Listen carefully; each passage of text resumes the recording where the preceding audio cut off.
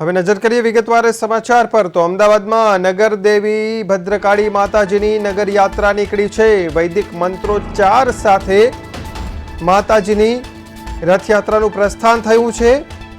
અખાડા અને ભજન મંડળીઓ પણ આ રથયાત્રામાં જોડાય છે। નાયબ મુખ્યમંત્રી હર્ષ સંઘવી દ્વારા પહિંદ વિધિ કરવામાં આવી અને ભદ્રકાળી માતાજી નગર યાત્રાએ નીકળ્યા છે।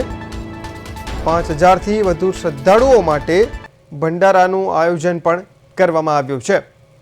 તો અમદાવાદના નગરદેવી ભદ્રકાળી માતાજીની નગર યાત્રા નીકળી છે। શહેરના વિવિધ માર્ગો પરથી આ રથયાત્રા નીકળશે।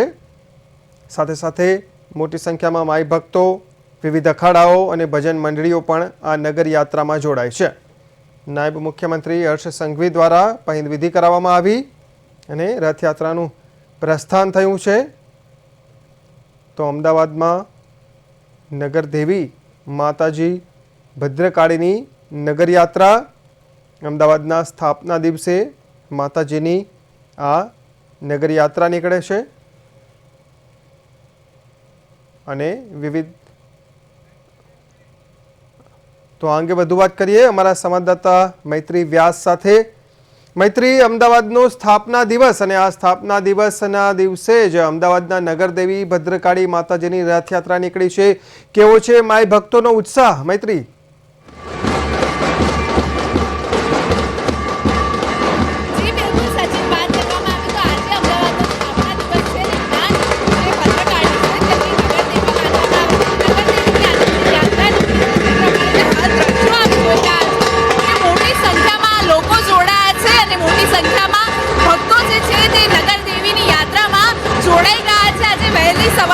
ભક્તિમય માહોલ જોવા મળી રહ્યો છે।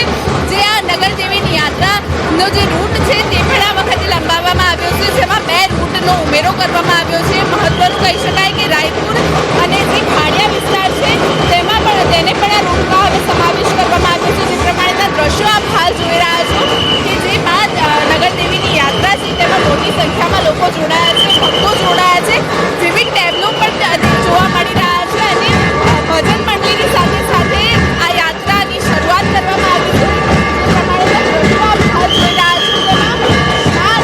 ભદ્રકાળી છે તેમને નગરદેવી માનવામાં આવે છે। આજે અમદાવાદના સ્થાપના દિવસના દિવસે મા નગરદેવીની યાત્રા નીકળી છે અને મહત્વનું કહી શકાય કે છેલ્લા 2 વર્ષથી આ યાત્રાનું આયોજન કરવામાં આવે છે, જેમાં ગયા વર્ષે 614 વર્ષ પછી મા ભદ્રકાળી નગરદેવી પહેલી વાર તેમની નગર યાત્રા નીકળી હતી। આજે બીજી વખત આ બીજું વર્ષ જ્યારે આ યાત્રાનું ફરી વખત આયોજન કરવામાં આવ્યું છે, જેમાં વિવિધ ટેબલો પણ જોવા મળી રહ્યા છે અને મોટી સંખ્યામાં ભક્તો પણ જોડાયા છે। સાથે જ મહત્વનું કહી શકાય કે જે ભક્તો જે જોડાયા છે તેમના માટે આજે ભંડારાનું પણ ખાસ આયોજન કરવામાં આવ્યું છે અને જે ભક્તો છે તેમાં આજે નગરદેવીની યાત્રાને લઈને ખાસ ઉત્સાહ જોવા મળી રહ્યો છે।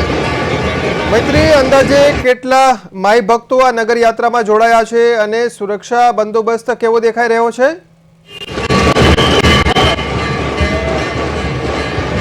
બિલકુલ સચિન, વાત કરવામાં આવે તો સુરક્ષા વ્યવસ્થાની તો આજે 26 ફેબ્રુઆરીથી જે છે તે ખાસ કરીને જે 10મા અને 12મા ધોરણની પરીક્ષા પણ શરૂ થવા જઈ રહી છે, જેને લઈને ખાસ અત્યારે જે છે તે સુરક્ષા વ્યવસ્થા ખાસ રાખવામાં આવી છે અને જે પોલીસ સ્ટાફ છે તેમના દ્વારા પણ ખાસ સુરક્ષા વ્યવસ્થા રાખવામાં આવી છે। અને ખાસ વાત કરવામાં આવે તો જે ભક્તો છે તે 5 થી 10 હજાર ભક્તો જે છે તે આ નગર યાત્રામાં જોડાયા છે। મોટી સંખ્યામાં વહેલી સવારથી જ ભક્તો આ નગરદેવીની યાત્રા માટે જોડાઈ રહ્યા છે અને અનેક વિસ્તારોમાંથી જે માતાજીના જે ભક્તો છે તે આ નગર યાત્રા માટે આવતા હોય છે અને મહત્વનું કહી શકાય કે આજે જે ખાસ કરીને પરીક્ષાનું પણ ધ્યાન રાખીને પોલીસ વ્યવસ્થા પણ સારી એવી રાખવામાં આવી છે કે જેના કારણે જે વિદ્યાર્થીઓ છે તેમનું જે એક્ઝામ છે તેમાં પણ ટ્રાફિકની ખાસ કરીને સમસ્યા ન સર્જાય તે માટે પણ ખાસ આયોજન કરવામાં આવ્યું છે। ખાસ સુરક્ષા વ્યવસ્થા કરવામાં આવી છે અને ટ્રાફિક વ્યવસ્થા પણ કરવામાં આવી છે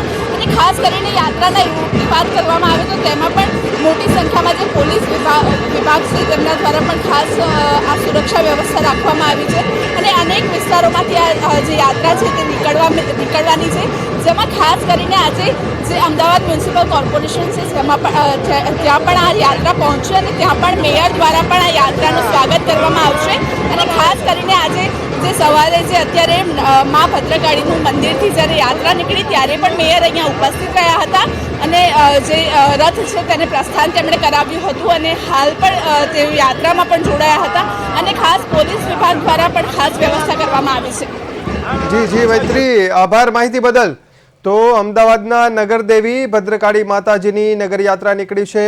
મોટી સંખ્યામાં માઈ ભક્તો ઉત્સાહ સાથે આ નગરયાત્રામાં જોડાયા છે અને વિવિધ વિસ્તારોમાંથી આ નગરયાત્રા ફરશે અને ત્યારબાદ પરત નિજ મંદિરે પરત ફરશે.